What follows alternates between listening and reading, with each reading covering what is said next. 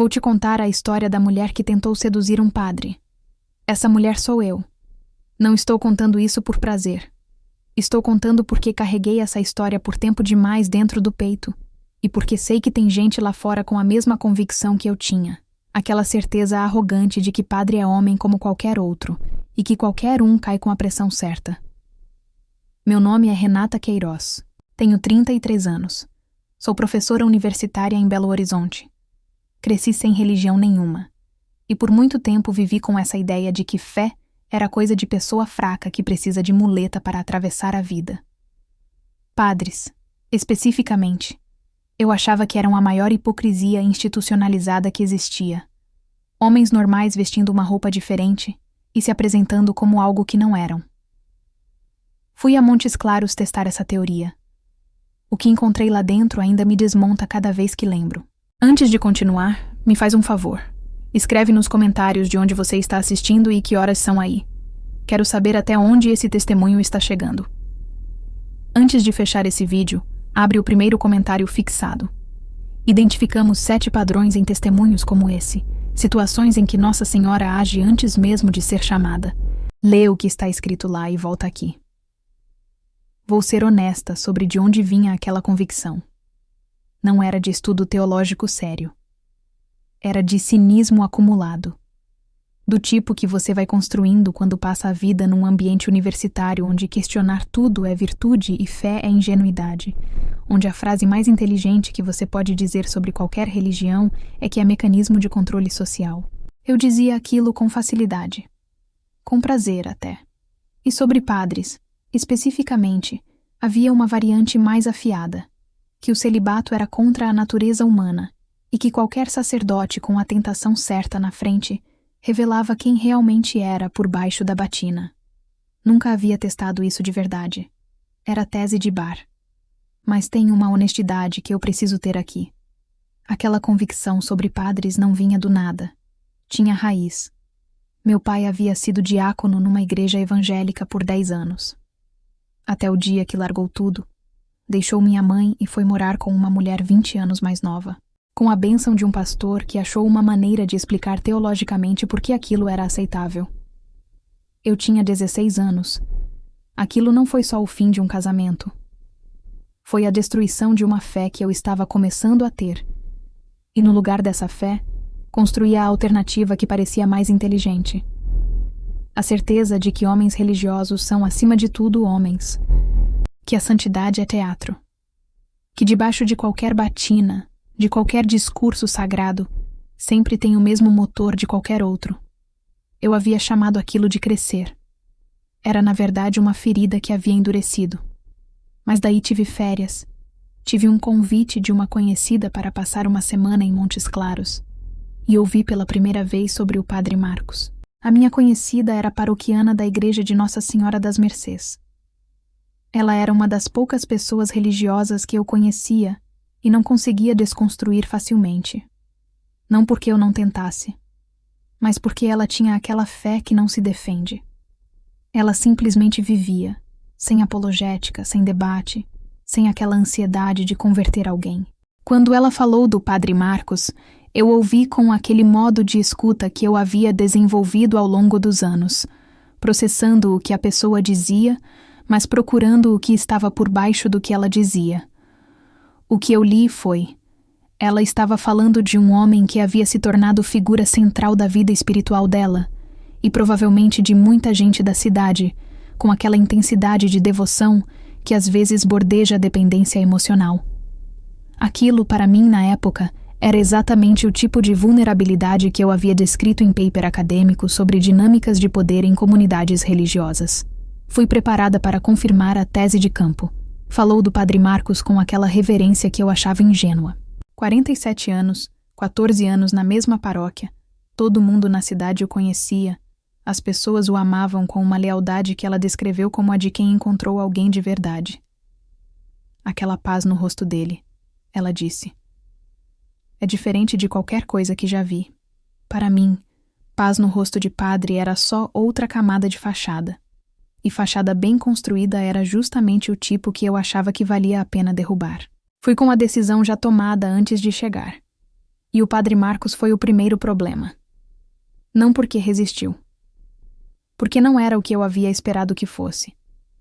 Padres que eu havia encontrado brevemente ao longo da vida tinham um modo específico.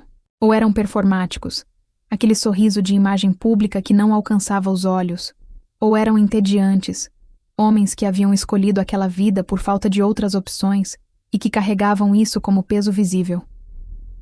O padre Marcos era diferente das duas formas. Quando ele ouvia alguém, era como se aquela pessoa fosse temporariamente a única pessoa no mundo. Não era a técnica de escuta ativa que aprendi na faculdade. Era algo mais antigo que isso. Aquilo me fez pensar numa coisa.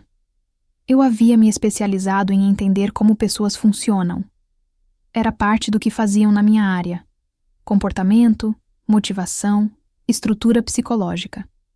E havia um tipo de pessoa que eu havia identificado ao longo dos anos como genuinamente rara. A pessoa que está presente de verdade. Que não está parcialmente em outro lugar enquanto está com você. Que não está gerenciando a própria imagem enquanto escuta. Que não está formulando resposta enquanto você ainda está falando. O padre Marcos era esse tipo, e aquilo não era compatível com a teoria. A teoria dizia que por baixo da batina havia homem como qualquer outro. Homem como qualquer outro não tem aquele nível de presença. Presença daquele nível é resultado de prática deliberada de muito tempo. É resultado de escolhas acumuladas. Aquilo me desconfortou de um jeito que eu levei tempo para processar. E quando ele falava sobre fé, falava como quem tem informação de primeira mão, não como quem repete doutrina. Aquilo me irritou de um jeito específico, porque era difícil de desconstruir. Eu havia chegado preparada para desconstruir o clichê. Ele não era o clichê. Então precisei recalibrar a abordagem. Me inscrevi no grupo de liturgia com a desculpa de querer conhecer a cultura religiosa da cidade. Uma mentira confortável. Nas primeiras reuniões fui observando. O padre Marcos era o que minha conhecida havia descrito. Calmo, presente, sem aquele modo performático de alguns religiosos que parecem estar atuando a vida inteira. Quando alguém falava com ele, ele ouvia de verdade. Aquilo me irritou de um jeito que eu não esperava. Era mais difícil de desmontar do que eu havia calculado. Fui à primeira reunião do grupo de liturgia com aquele modo de observadora que eu havia desenvolvido no doutorado. Catalogando. Havia aprendido aquilo na pesquisa qualitativa. Você entra num ambiente como observador participante, cataloga comportamentos, identifica padrões, mantém a distância analítica que impede viés de confirmação. Aquela metodologia havia me servido bem em campo. Mas havia um problema que eu não havia calculado. Quando você cataloga pessoas que estão rezando de verdade, você precisa lidar com o fato de que elas estão rezando de verdade. Havia uma mulher no grupo que havia perdido o filho num acidente 6 meses antes. Ela não havia contado isso para mim. Eu soube depois, quando a dona Conceição mencionou. Mas durante as reuniões havia alguma coisa na forma como ela participava que eu havia notado como dado de campo sem saber o que era. Era dor real sendo carregada por fé real. Aquilo não se cataloga sem que entre em algum lugar, que eu havia desenvolvido no doutorado. Catalogando. O padre Marcos chegou 5 minutos depois do início. Pediu desculpas pelo atraso com aquela naturalidade de quem não faz cerimônia desnecessária e entrou na dinâmica do grupo como se já soubesse onde cada pessoa estava. Havia um senhor idoso que claramente estava com dificuldade em acompanhar. O padre Marcos, sem fazer isso parecer condescendência, ajustou o ritmo da reunião inteira para que aquele senhor pudesse participar. Havia uma jovem que tinha uma dúvida sobre a liturgia da missa, que parecia constrangida de perguntar. O padre Marcos respondeu de um jeito que transformou a dúvida dela em contribuição para o grupo. Aquilo não era performance. Performance cansa. Aquilo era hábito. E hábito é mais difícil de fingir do que comportamento. Era mais difícil de desmontar do que eu havia calculado. Então aumentei a pressão. Comecei a chegar nas reuniões com mais intenção visível. Ficava depois que todos iam embora com pretexto de ajudar a arrumar. Fazia perguntas pessoais embrulhadas em questões espirituais. Cada vez que ele respondia com aquela serenidade e distância respeitosa, eu escalava um pouco mais. E havia uma coisa que eu fazia que era específica e que só percebi depois. Toda vez que o Padre Marcos mantinha aquela calma, eu interpretava como disfarce, como o sinal de que ele estava se esforçando para parecer indiferente quando não era. Que a serenidade era a armadura, não a realidade. Aquela interpretação me mantinha no jogo. Porque se eu aceitasse que a serenidade era real, teria que aceitar que a minha premissa estava errada. E eu não estava pronta para isso. Há uma coisa interessante que acontece quando a gente está investida numa ideia errada. A gente não busca evidências contra ela. A gente busca formas de explicar por que as evidências contra ela, na verdade, confirmam ela. Foi o que fiz por 2 semanas. Mas havia também uma coisa que eu não havia admitido para mim mesma. O Padre Marcos me desconfortava de uma forma que eu não havia encontrado em muito tempo. Não pelo que ele dissera, pela qualidade com que ele estava lá. Havia uma integridade naquele homem que eu não sabia nomear, mas que reconhecia.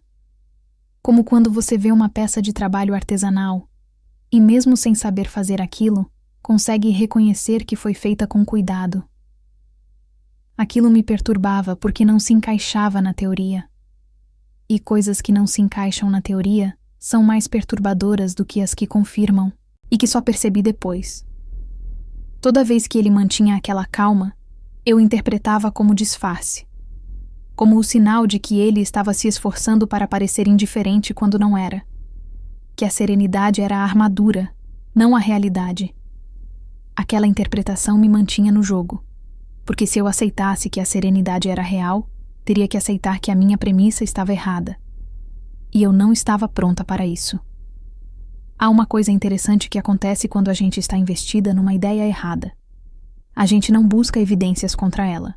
A gente busca formas de explicar por que as evidências contra ela, na verdade, confirmam ela. Foi o que fiz por 2 semanas. Até aquela terça-feira em que decidi parar de escalar gradualmente e ir direto. E distância respeitosa, eu escalava um pouco mais. Até a terça-feira que escolhi para ir direto ao ponto. Todo mundo havia saído do salão paroquial. Eu tinha ficado com o pretexto de ajudar com as cadeiras. Me aproximei mais do que era neutro. Olhei diretamente para ele e disse, com aquela clareza calculada, que pensava nele, que sentia alguma coisa que não conseguia controlar. Ele não recuou. Não se perturbou. Não desviou o olhar. Me olhou com uma calma que eu não havia esperado e disse com uma voz que não tinha nem raiva nem nervosismo. Renata, vou ser honesta contigo porque você merece isso. O que você descreveu não é algo que eu sinta nem que vá sentir. Eu escolhi essa vida com plena liberdade e escolho ela de novo todos os dias. Mas além disso, o que vejo em você não é um sentimento por mim. Vejo uma pessoa carregando uma ideia errada e que decidiu colocar ela à prova. Isso não te faz livre. Te faz prisioneira de algo que você mesma não quis olhar de frente. Saí sem responder.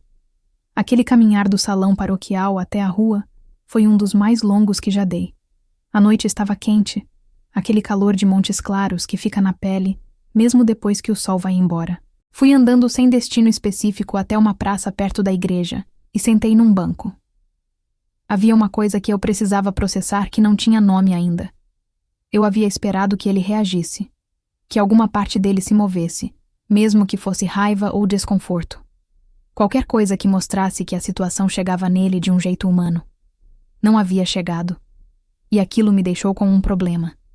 A teoria dizia, debaixo da batina, é homem como qualquer outro. A prova seria ele reagir como homem. Ele não havia reagido como homem. Havia reagido como algo que eu não tinha categoria para nomear. Não era robô. Havia calor naquela resposta. Havia atenção genuína ao que eu havia dito. Mas havia algo que a teoria não explicava. Uma solidez que não vinha de treinamento ou de disciplina de ferro. Que vinha de outro lugar. Fiquei na praça por um tempo. E pela primeira vez, numa fresta pequena, começou a chegar a possibilidade de que eu estava errada. A frase que ele havia dito continuava ecoando. Não a parte sobre ele não sentir nada. Essa parte era esperada. Era o script da situação. A parte que ficou foi outra.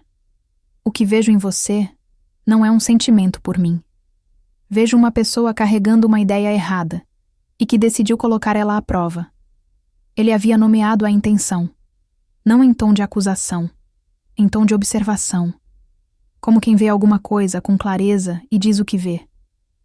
Aquilo era a coisa mais desconcertante que alguém havia feito comigo em muito tempo, porque eu estava acostumada a ser lida de um jeito superficial, como mulher atraente que tem poder de sedução, como professora universitária que tem argumentos afiados, como pessoa que controla o campo.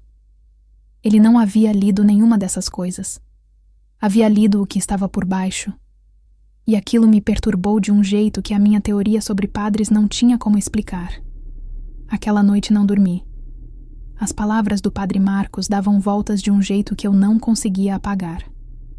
Havia me convencido de que era treinamento. Que padres eram ensinados a lidar com situações como aquela e que aquela resposta serena era protocolo. Passei umas 3 horas construindo aquela teoria. Mas havia um problema. As palavras que ele havia dito não eram genéricas. Eram específicas. Ele não havia dito você está tentando algo que não vai funcionar. Havia dito, vejo uma pessoa carregando uma ideia errada. Uma ideia errada. Não a ação. A ideia por baixo da ação. Aquilo era diferente. Aquilo precisava de observação real para dizer. Não de treinamento para lidar com situações difíceis. Às 4 da manhã, parei de tentar dormir. Fui até a janela do quarto e fiquei olhando para a rua de Montes Claros quieta. Havia uma pergunta que havia começado pequena e que havia crescido ao longo da noite. E se eu estiver errada? Não sobre o padre, sobre a premissa inteira. Fiquei com aquela pergunta por um tempo longo. Havia esperado qualquer reação menos aquela. Havia esperado desconforto, fuga, talvez indignação. Qualquer coisa que confirmasse que ele era humano e vulnerável como eu achava que era. O que ele havia dito era diferente. Havia nomeado alguma coisa que eu não havia nomeado antes. Me convenci de que era um discurso ensaiado, que era treinamento para lidar com esse tipo de situação. Passei horas construindo essa teoria, mas alguma parte de mim sabia que não era isso, e aquilo me perturbou mais do que qualquer outra coisa.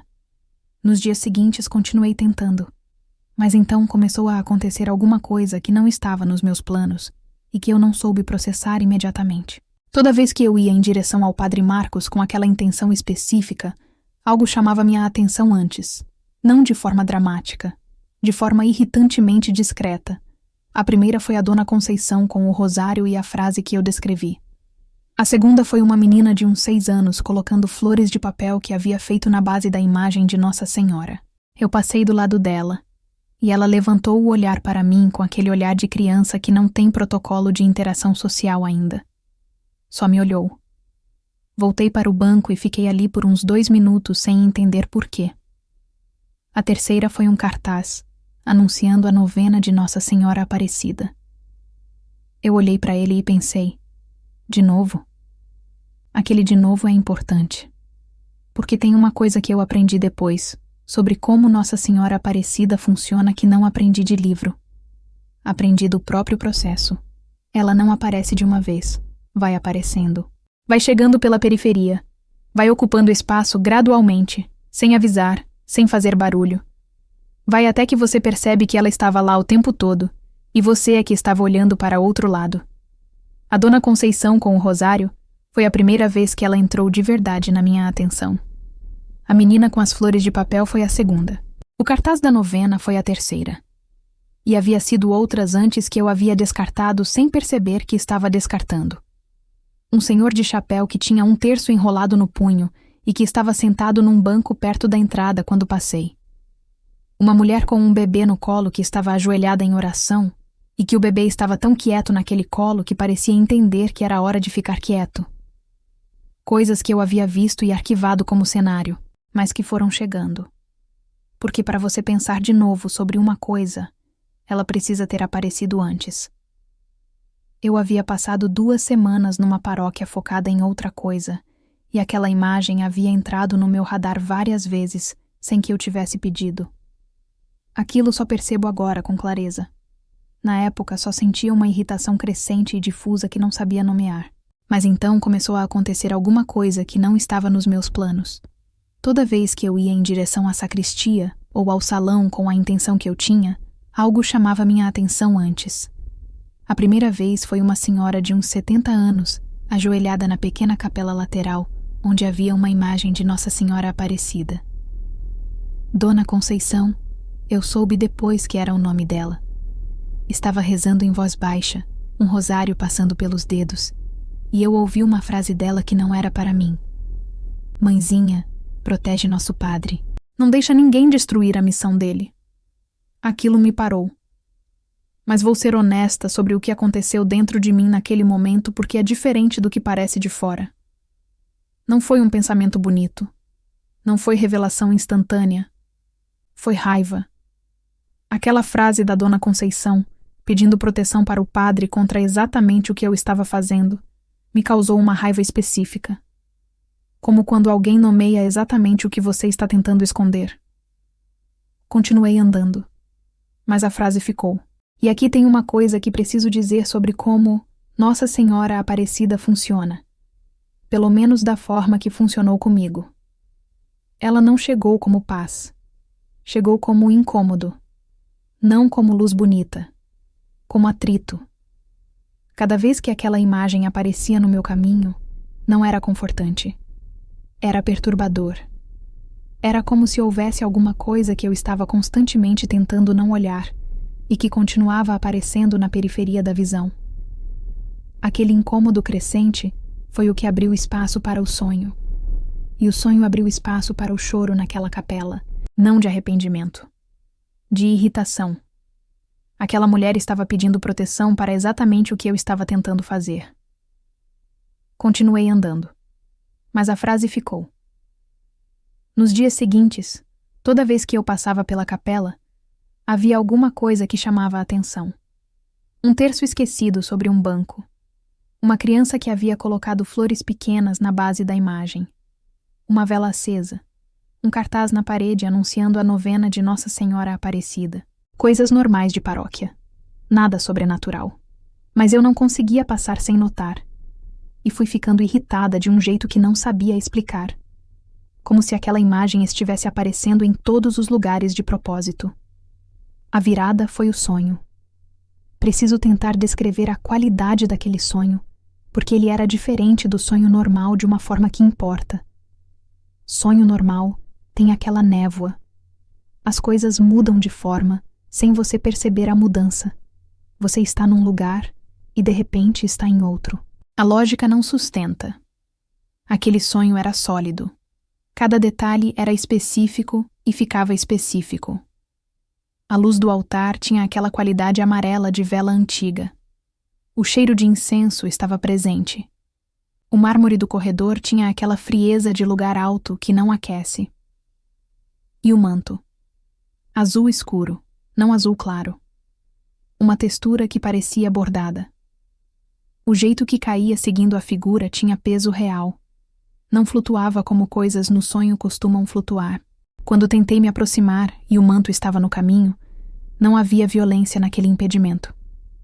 Era a mesma qualidade que o padre Marcos tinha quando recusou minha declaração. Não hostilidade, firmeza serena. E a frase que chegou. Ele não pertence a você. Ele pertence ao meu filho. Acordei às 3 e olhei para o teto escuro por um tempo. Fui ao banheiro, lavei o rosto com água fria, me olhei no espelho e me perguntei uma coisa que não havia me perguntado em muito tempo. O que exatamente eu estou fazendo aqui? Havia tentado uma aproximação mais direta com o padre Marcos naquela tarde. Ele havia sido, de novo, completamente sereno. Completamente impossível de desestabilizar. Aquela noite, num sono agitado, sonhei. Estava entrando na igreja vazia. O altar estava iluminado. O padre Marcos estava ajoelhado diante do altar, de costas, em oração. E havia uma figura. Não vi o rosto. Vi o manto, azul escuro, como o manto da imagem que eu havia passado dias inteiros tentando ignorar.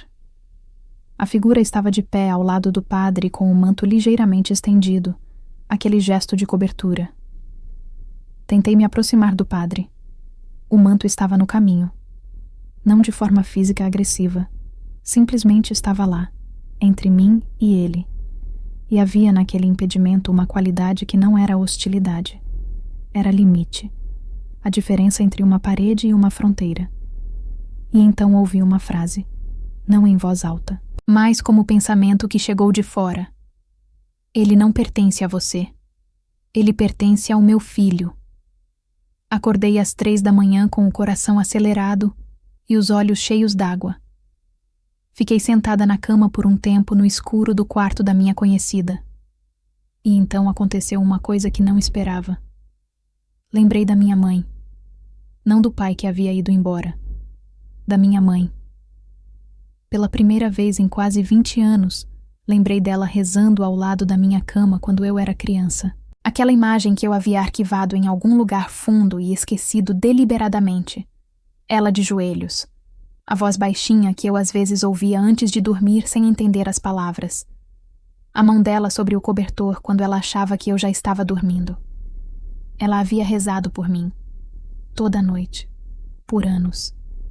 E quando o pai foi embora e a fé foi junto, eu havia levado aquela imagem da mãe rezando para a mesma gaveta, onde havia guardado tudo que doía. Naquela madrugada de Montes Claros, a gaveta abriu. Chorei. Não de medo. De alguma coisa que não sabia nomear ainda. Mas era isso. Havia um vazio específico que eu não havia percebido que estava carregando. O vazio de ter crescido sem mãe que rezasse por mim. Não porque ela havia morrido, mas porque eu havia fechado a porta para aquilo junto com tudo mais. E a figura de manto azul do sonho havia chegado exatamente ali. Na manhã seguinte, fui à igreja. Não com intenção nenhuma de falar com o padre Marcos. Só fui. Entrei pela nave central e andei devagar até a capela lateral. Fiquei parada diante da imagem de Nossa Senhora Aparecida por um tempo longo. A imagem era simples, não era grande nem elaborada. Era aquela imagem de barro escuro com o manto bordado e a coroa que eu havia passado dias ignorando deliberadamente. Olhei para ela de verdade pela primeira vez e disse em voz baixa, naquela capela vazia: "Por que você está me perseguindo?" As lágrimas vieram antes que eu terminasse a frase. Não consegui explicar aquilo racionalmente então, e não consigo explicar agora. Só sei que naquele momento, naquela capela vazia, alguma coisa que estava muito comprimida dentro de mim por muito tempo, começou a se mover. Fiquei ali chorando sem conseguir parar, sem saber exatamente por quê, com a sensação que às vezes tem quando você está carregando algo pesado faz tanto tempo que esqueceu que estava carregando, e de repente pode largar. Depois fui procurar o padre Marcos. O encontrei na sacristia organizando livros. Ele me olhou sem surpresa. Fiquei na porta por um segundo sem saber como começar. Então perguntei o que havia me saído primeiro. "Quem é ela?" Ele entendeu imediatamente. Largou os livros, me olhou com aquela atenção que ele dava a todo mundo, mas que naquele momento estava totalmente voltada para mim. "É a mãe", ele disse simplesmente. "Todos os dias eu consagro minha vida sacerdotal a ela. Todo dia peço que ela cubra minha missão com o manto dela. Nos momentos mais difíceis dessa vocação, foi ela que me sustentou." Fiz uma pausa. "Ela protege você?" "Não sou eu que preciso de proteção", ele disse. "Sou eu que preciso de forças para cumprir o que fui chamado a fazer. Ela intercede por essas forças. E intercede também por aqueles que chegam até aqui carregando alguma coisa que ainda não conseguem nomear." Aquela última frase chegou de um jeito específico. Fui até o confessionário. Não vou detalhar o que disse lá dentro porque pertence a um espaço que tem razão para ser privado.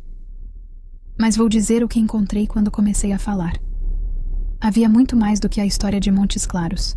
Havia o meu pai deixando a família, e a fé ao mesmo tempo quando eu tinha 16 anos, e eu nunca ter feito o luto separado dessas duas perdas. Havia o cinismo que havia crescido no espaço, deixado pela fé, que havia perdido antes de ter a chance de ser minha de verdade. Havia anos de inteligência usada como barreira contra qualquer coisa que chegasse perto de esperança.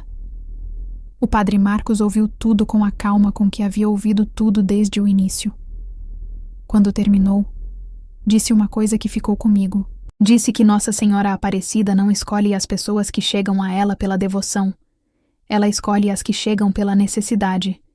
E que a necessidade mais urgente às vezes está nas pessoas que mais resistem. Aquilo era sobre mim, sem dúvida. O que saiu de mim nos minutos seguintes era tudo que havia acumulado sem perceber. O cinismo que eu havia cultivado como inteligência. A frieza que eu havia chamado de racionalidade.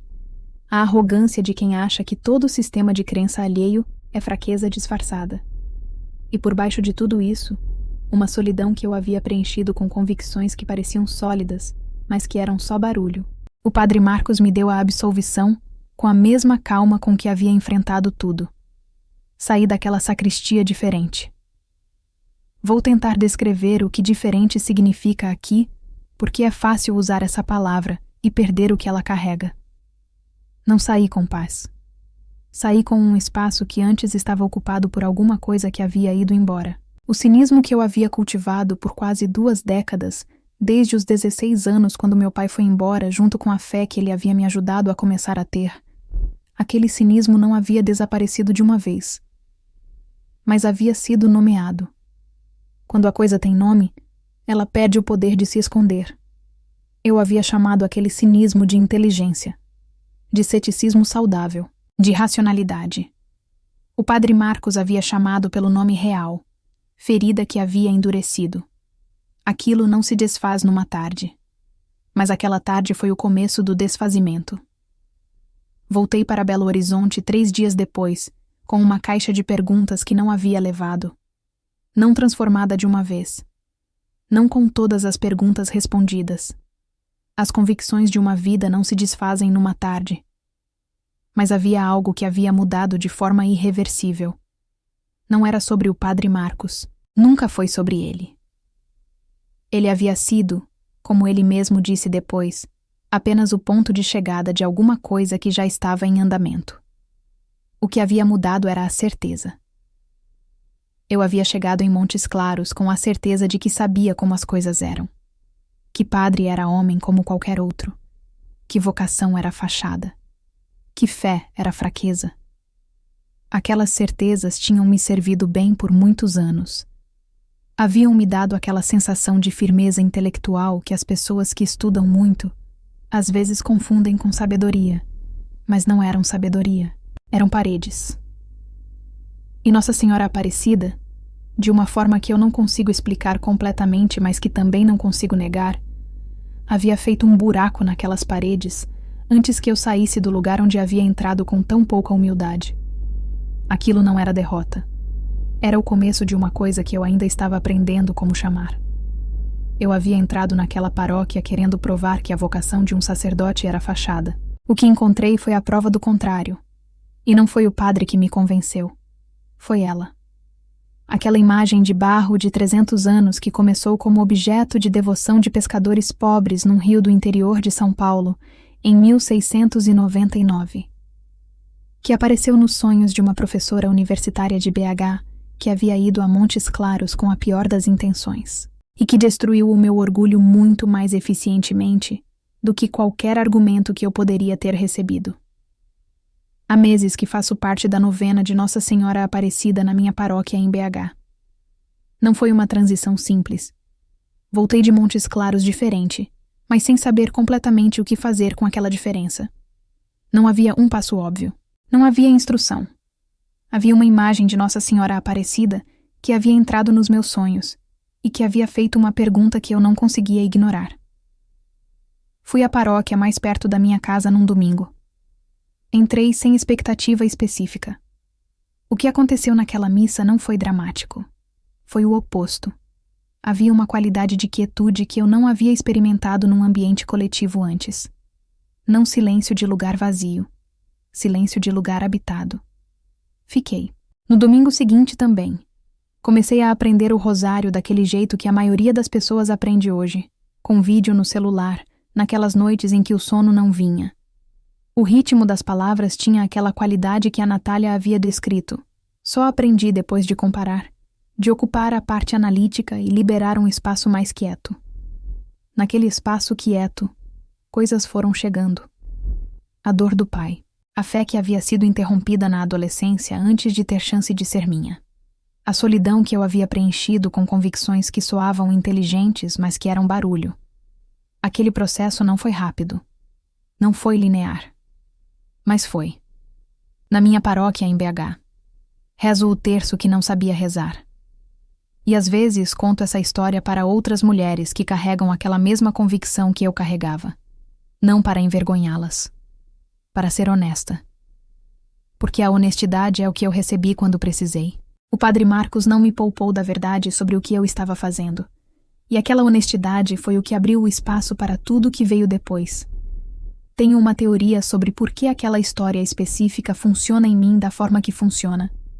Eu havia construído uma identidade intelectual em cima da ideia de que eu entendia como as coisas realmente eram, que via por baixo das fachadas, que não me deixava iludir. A ironia é que a ilusão maior estava em mim. Não estava vendo por baixo das fachadas. Estava usando o cinismo como fachada para não ter que olhar para uma dor que estava lá desde os 16 anos. Nossa Senhora Aparecida não entrou pela porta da fé. Entrou pela única porta que estava aberta, a da irritação. Aquela imagem que aparecia em todo lugar me irritava. Aquela Dona Conceição com o rosário me irritava. Aquele cartaz da novena me irritava. E a irritação é a atenção. Onde há atenção, há abertura. Ela entrou pela irritação porque era a única abertura que eu havia deixado. Que padre é homem como qualquer outro. Que vocação é fachada. Que fé é fraqueza. Porque fui até uma paróquia com essa convicção, e Nossa Senhora Aparecida não me deixou sair com ela intacta. Ela destruiu o meu orgulho antes que eu destruísse alguma coisa que não tinha o direito de destruir. E isso, eu percebi depois, era exatamente o que eu precisava que alguém fizesse. Só não sabia que estava precisando. Se esse testemunho chegou a algo dentro de você, escreve aqui embaixo uma coisa só. Ela me encontrou antes de eu procurá-la. Porque é exatamente isso que ela faz. Vai até quem está com a intenção errada no mesmo passo em que vai até quem está com o coração partido. Ela não seleciona pela disposição. Seleciona pela necessidade. E eu precisava ser encontrada. Compartilha esse testemunho com alguém que tem aquela certeza de que religião é fraqueza e padre é hipócrita. Com alguém que nunca parou na frente de uma imagem de Nossa Senhora de verdade. Com alguém que precisa ouvir que é possível entrar num lugar com a pior das intenções e sair de lá diferente. Que Nossa Senhora Aparecida, Rainha e Mãe do Brasil, cubra você com o seu manto azul. E que você nunca esqueça, ela foi até pescadores pobres num rio escuro de madrugada. Ela foi até mim numa paróquia de Minas com a pior das intenções. Ela vai até você também. Salve, Rainha, Mãe de Misericórdia, vida, doçura e esperança nossa, salve. A nós bradamos, os degredados filhos de Eva. A nós suspiramos, gemendo e chorando neste vale de lágrimas. Eia, pois, advogada nossa, esses vossos olhos misericordiosos a nós volvei, e depois deste desterro, nos mostrai Jesus, o bendito fruto do vosso ventre. Ó clemente, ó piedosa, ó doce sempre Virgem Maria, rogai por nós, Santa Mãe de Deus, para que sejamos dignos das promessas de Cristo. Amém. Quero falar sobre a Dona Conceição, porque ela merece mais espaço do que dei a ela. Eu a ouvi rezando aquela oração de uma vez, passei e fui embora. Mas aquela frase ficou comigo semanas. Mãezinha, protege nosso padre. Não deixa ninguém destruir a missão dele. Aquela mulher havia pedido por exatamente o que eu estava tentando fazer. Não sabia que era eu. Não era uma oração específica contra mim. Era uma oração de alguém que amava a paróquia, e o padre daquela paróquia, e que rezava por proteção com a naturalidade de quem faz aquilo faz décadas. E aquela oração havia chegado a algum lugar. Eu havia sido impedida. Não pelo padre, que havia sido firme, mas não havia me expulsado. Não pela comunidade, que nem sabia o que eu estava tentando fazer, por alguma coisa que a Dona Conceição havia pedido na simplicidade de uma tarde qualquer com um rosário nas mãos. Aquilo me chegou depois, quando já havia entendido melhor o que havia acontecido, e me ensinou alguma coisa sobre como a devoção funciona que nenhum livro havia ensinado. Não é magia, não é superstição. É alguém que acredita que o pedido chega a quem pode agir, e que age de acordo com essa crença. E às vezes o pedido chega, e a ação acontece. Sobre Nossa Senhora Aparecida, quero dizer uma coisa que aprendi que não é teologia, mas que é experiência. Ela não escolhe os que estão prontos. Ela escolhe os que precisam. Os pescadores.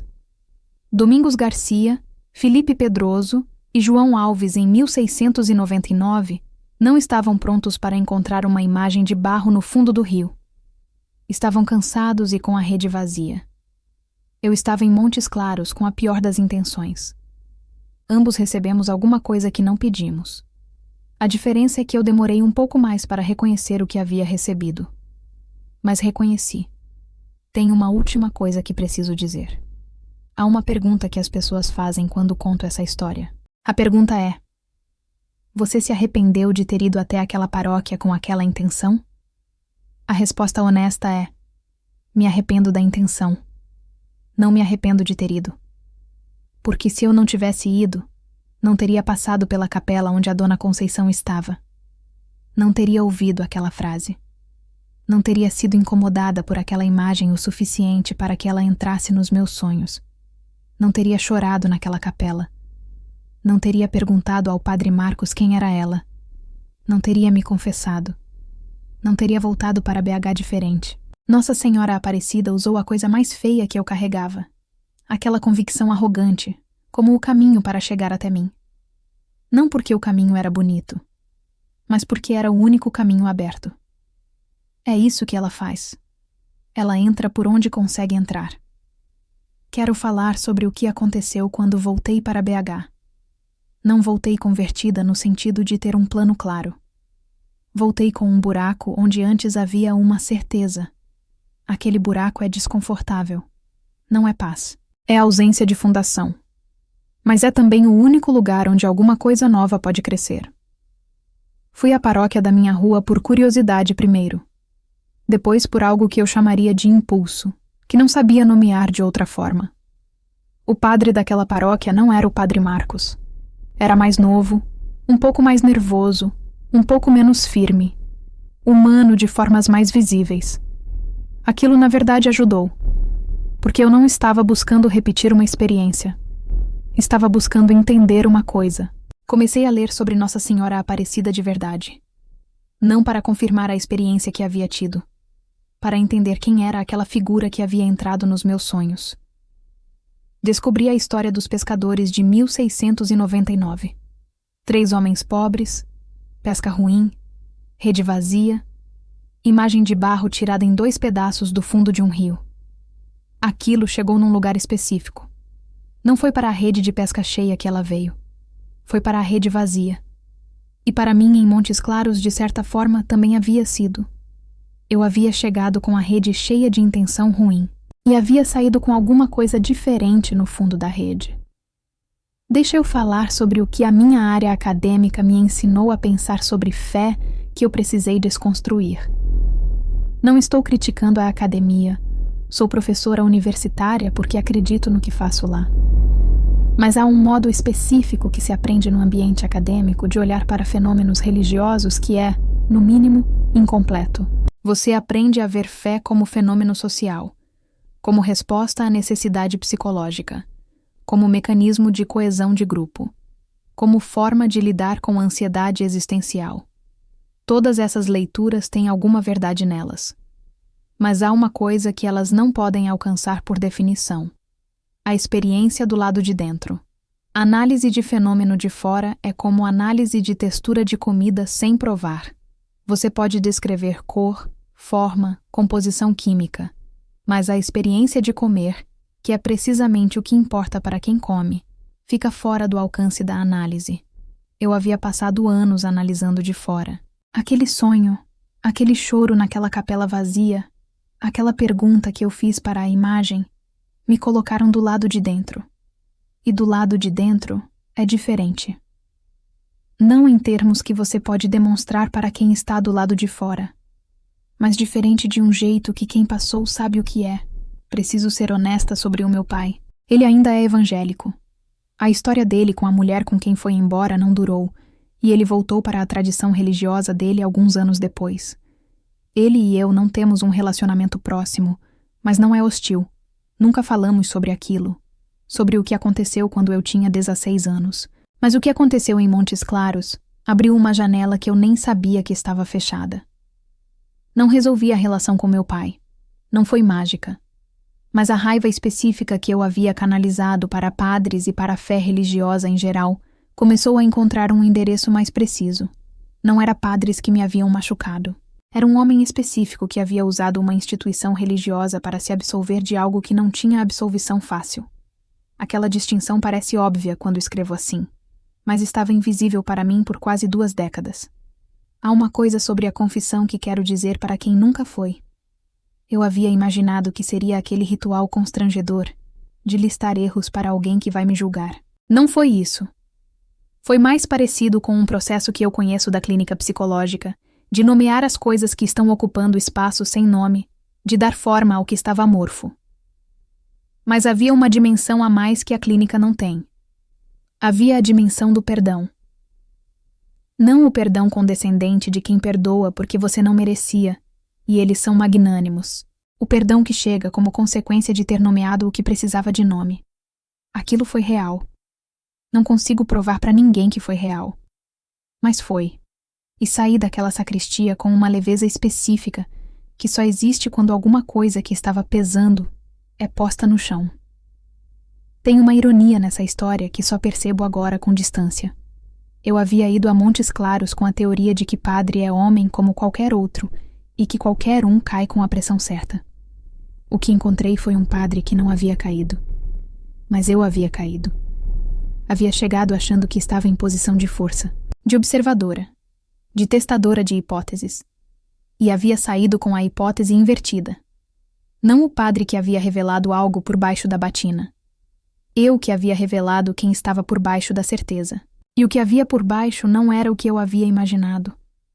Era uma mulher de 33 anos que havia perdido a fé antes de tê-la e que havia construído um sistema inteiro de ideias para não ter que perceber essa perda.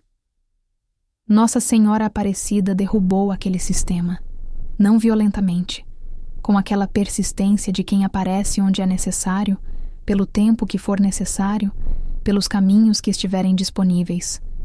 Irritação, sonho, uma senhora com rosário, uma capela vazia.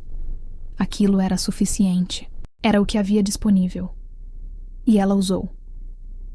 Há uma pergunta que me fazem às vezes que não tem resposta simples. Como foi convencer a razão? Não foi pela razão que comecei. Comecei pelo corpo. Pelo choro que chegou naquela capela antes que eu tivesse pensamento formulado. Pelo sonho que tinha aquela qualidade de real que sonho normal não tem. A razão veio depois. Fui ler, fui estudar, fui entender o que havia por trás da devoção que eu havia encontrado sem procurar. Descobri que há argumentos históricos e teológicos sólidos para a devoção mariana. Não preciso de fé cega para chegar lá. Mas o caminho que eu fiz foi de dentro para fora, não de fora para dentro. Aquilo foi o que funcionou para mim. E aquilo foi, eu percebo agora, o único caminho que Nossa Senhora encontrou para me alcançar. Ela não me enviou um livro de teologia. Ela me enviou um sonho, uma Dona Conceição com rosário e uma capela vazia. Porque era o que eu podia receber. Deixa eu descrever aquela semana em Montes Claros, com mais detalhe porque ela tem camadas que não contei ainda. Cheguei na segunda-feira. A minha conhecida me levou à paróquia pela primeira vez naquela tarde para me apresentar ao grupo de liturgia, cuja reunião era na quarta. Entrei pela porta lateral, que dava direto para a nave central. A primeira coisa que vi foi a capela de Nossa Senhora Aparecida à esquerda. Passei sem olhar. No sentido literal, desviei o olhar deliberadamente. Estava ciente de que havia uma imagem ali e escolhi não me deter. Aquilo é relevante porque diz alguma coisa sobre onde eu estava naquele momento. Eu estava protegendo a teoria. Qualquer coisa que pudesse criar afeto ou curiosidade pela devoção ameaçava a premissa com que havia chegado. Então eu desviei. Mas notei. E notei que havia notado. A reunião do grupo de liturgia foi na quarta à noite. Havia umas 12 pessoas. Mix de idades, mix de classes sociais, todos com aquela qualidade específica de gente que está lá porque quer estar. Não porque foi arrastada por alguém. O padre Marcos chegou 5 minutos atrasado, pediu desculpa genuína, não protocolar. E a reunião começou. Eu estava em modo observador, catalogando. Mas havia algo que não estava cooperando com o catálogo. Havia uma jovem de uns 20 anos que havia chegado visivelmente ansiosa, com aquela tensão de quem está com alguma coisa pesada e que não sabe se é o lugar certo para estar. O padre Marcos anotou. Não de forma óbvia. Não virou para ela e perguntou se estava bem, o que teria sido constrangedor.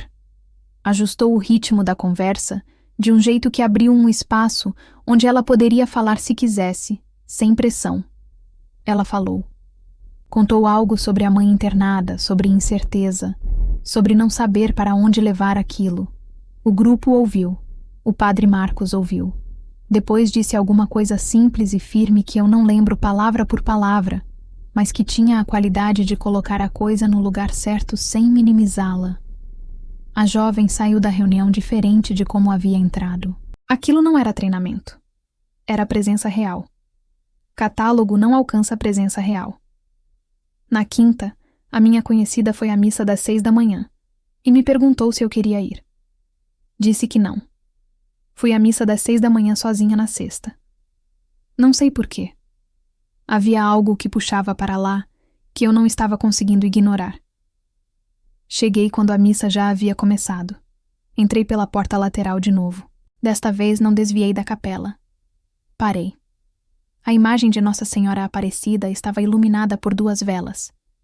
Era manhã cedo. O sol ainda não havia entrado completamente pela janela alta da nave. E havia aquela luz de dentro de igreja no início do dia, que não tem equivalente em nenhum outro lugar. Fiquei parada por uns 30 segundos. Depois fui sentar no último banco. A missa aconteceu ao redor de mim. Eu estava presente, mas não participando. Aquela posição de observadora que havia cultivado. Mas no momento da consagração, quando o padre elevou a hóstia e o sino tocou, havia um silêncio específico no ambiente que desceu sobre mim de um jeito que não esperava. Aquilo ficou. A terça-feira em que fiz a declaração foi depois de uma semana de escalada que havia ido de discreta para menos discreta. Preciso ser honesta sobre o estado em que eu estava naquela terça. Havia passado a semana inteira com aquele incômodo crescente que não conseguia nomear. A imagem na capela, os sinais difusos que iam aparecendo, a sensação de que havia alguma coisa acontecendo que a minha teoria não estava alcançando. Aquele incômodo havia me deixado mais irritada. E mais irritada, decidi ir direto ao ponto. Era a lógica de quem está perdendo terreno e decide atacar em vez de recuar, subir a aposta para forçar o resultado. O resultado que o padre Marcos entregou era o oposto do que eu havia esperado. E o incômodo que eu havia tentado resolver atacando ficou maior depois, porque ele havia nomeado a coisa certa. Depois de voltar de Montes Claros, passei umas 2 semanas tentando colocar a experiência de volta numa caixa racional. Tentei a interpretação psicológica. O sonho era processamento de conflito. O choro na capela era descarga de tensão acumulada. A mudança que senti na confissão era o efeito terapêutico de nomear coisas. Tudo isso tem verdade. Mas havia uma coisa que aquelas interpretações não chegavam. Por que aquela imagem específica? Por que aquele manto azul? Por que aquela frase que chegou como pensamento de fora no sonho? Aquelas coisas não haviam sido produzidas por mim. Eu não havia chegado a Montes Claros pensando em Nossa Senhora Aparecida. Havia chegado pensando em outra coisa completamente. Aquela imagem havia entrado sem que eu a tivesse convidado. E havia ficado. A interpretação que sobreviveu à análise foi a mais simples. Que há algo real naquela devoção que excede o que a análise de fora alcança. E que eu havia experienciado esse algo. sem ter pedido, precisamente porque não havia pedido. Nossa Senhora Aparecida não precisa de permissão para chegar. Ela chegou até pescadores que não estavam pedindo imagem. Chegou até uma professora universitária que estava com a pior das intenções. A necessidade é o critério, não a preparação. Eu precisava ser alcançada. E fui. Quero dizer uma coisa sobre o Padre Marcos que pertence a esse testemunho. Depois de tudo o que aconteceu, voltei a Montes Claros uma vez, alguns meses depois, para agradecer. Encontrei-o na sacristia, como da primeira vez. Disse que havia voltado a BH diferente do que havia chegado. Que havia me confessado. Que havia começado a fazer parte de uma paróquia. Ele ouviu com a mesma atenção de sempre. Depois disse uma coisa que não esperava. Disse que havia rezado por mim depois da semana em que estávamos na mesma paróquia. Não de forma específica ligada ao que havia acontecido, mas tinha percebido que eu estava carregando algo e havia pedido que Nossa Senhora cuidasse. Aquilo chegou num lugar específico, porque ele havia visto a mesma coisa que o Padre Marcos da história original havia visto, que eu estava carregando alguma coisa que eu mesma não havia querido olhar.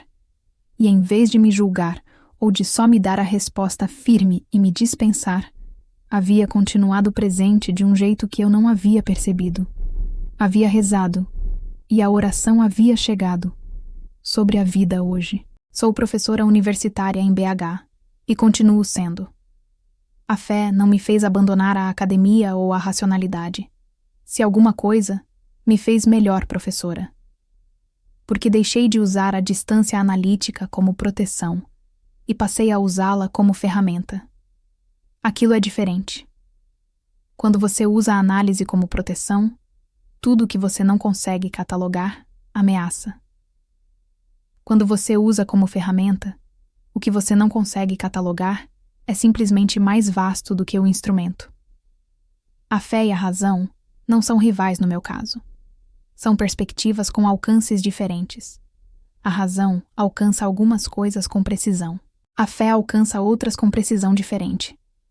E há lugares onde precisão não é o que importa. É presença. Rezo o terço às noites. Não todas as noites. Tenho semanas em que a rotina engole tudo e eu vou dormir sem ter rezado. Mas o terço está na mesinha. E quando pego, há aquele ritmo de palavras que ocupa o barulho analítico e abre o espaço quieto. Naquele espaço quieto, às vezes, chega aquela certeza de não estar sozinha. É simples e pequena, e não tem nada de cinematográfico, mas é real. Tem uma última coisa sobre aquela noite em que ouvi a Dona Conceição na capela. Aquela frase: "Mãezinha, protege nosso padre, não deixa ninguém destruir a missão dele." Havia me perturbado de imediato como alguém sendo nomeada sem saber que estava sendo nomeada. Só depois, quando já estava de volta em BH e já havia processado o suficiente, percebi a segunda camada. A oração da Dona Conceição havia pedido proteção para o padre. O padre havia sido protegido. Mas o instrumento de proteção não havia sido um escudo que me impediu de entrar. Havia sido a resposta firme e honesta dele, o sonho que eu tive, a capela que estava aberta, o choro que chegou. Nossa Senhora não havia me barrado. Havia me encontrado. A proteção para o padre havia passado pela minha transformação. Aquilo é o tipo de coisa que diz alguma coisa sobre como a providência funciona. Não elimina o problema bloqueando. Resolve o problema alcançando quem o carrega. A Dona Conceição havia pedido por uma coisa. Nossa Senhora havia feito aquilo, e também outra coisa que a Dona Conceição não havia pedido porque não sabia que era necessária. Havia cuidado de mim, sem que eu pedisse, sem que eu soubesse que precisava. É isso que ela faz.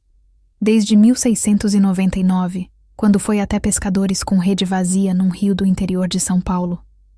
Até hoje, quando vai até pessoas com certezas erradas em paróquias de Minas Gerais. Ela vai onde os filhos estão, não onde estão prontos, onde estão. Preciso dizer uma coisa sobre o que essa história ensina sobre como Nossa Senhora Aparecida funciona, que vai além da minha experiência específica. Ela vai ao contrário do que o mundo vai. O mundo vai onde as pessoas estão abertas, onde há receptividade, onde o terreno foi preparado. Ela vai onde há necessidade. E a necessidade mais urgente não está nas pessoas que já chegaram. Está nas que ainda não vieram. Está nas que estão chegando com a intenção errada. Está nas pessoas que nunca pensariam que ela fosse ir até elas. Eu era essa pessoa. Professora universitária que tinha artigo publicado sobre dinâmicas de poder em comunidades religiosas, que havia construído um sistema inteiro de ideias para se proteger da fé que havia perdido antes de ter. Ela foi até mim de qualquer forma. Não porque eu merecia mais do que qualquer outra pessoa, porque eu precisava. E a necessidade dela, parece, não tem hierarquia. Não há necessidade pequena demais para ela ir. Não há pessoa fechada demais para ela tentar. Há a Dona Conceição com o rosário pedindo, e há a rede lançada. E às vezes a rede vem com imagem. Às vezes vem com professora universitária de Belo Horizonte que foi a Montes Claros com a pior das intenções e voltou com o orgulho destruído de um jeito que era o começo de alguma coisa muito melhor. Ela vai onde os filhos estão, mesmo os que não sabem que são filhos. Deixa eu terminar com algo que vai além da minha história. Há pessoas que leem histórias assim e pensam: isso não aconteceria comigo porque eu sou diferente. Sou mais cético, mais racional, mais firme nas minhas convicções. Eu pensava exatamente isso. E o que aprendi é que quanto mais firme você está nas convicções, mais você precisa ser alcançado. Porque as convicções firmes, às vezes, são exatamente a coisa que está impedindo que você enxergue o que precisa enxergar. Nossa Senhora Aparecida alcança as firmes e as fracas, as céticas e as devotas, as que chegam pedindo e as que chegam provocando. Ela alcança porque não depende da sua receptividade. Depende da sua necessidade. E se você está assistindo esse vídeo, com qualquer intenção que seja, talvez haja uma necessidade que você ainda não nomeou. Ela já está no caminho.